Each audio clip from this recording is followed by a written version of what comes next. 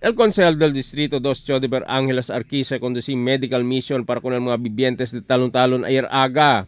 Yat sa libre konsultasyon para con el mga bata i al mga tsene edad. Yadala tamen sila libre medisina i mga vitamins, mga barbero bembisi kurtapelo con el mga bata, taman manicure e pedicure tamen. Tsene libre arroz caldo y lomi para de todo. Como tradisyon niya del Consejal Chodi para este venidero fiesta del Día Patron, el Señor San Roque a kinatalon-talon loop na petsa 31 de este mes de agosto. Yaida con ele con este medical mission amol mga doktor and nurses del UC Medical Center, el mga kagawad de talon-talon, health workers, tanods, y el su mga supporters.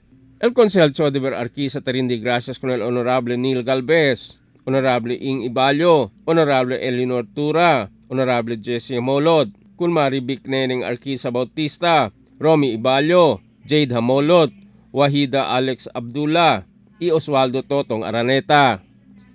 Emil Tuban, Dateline Zamboanga.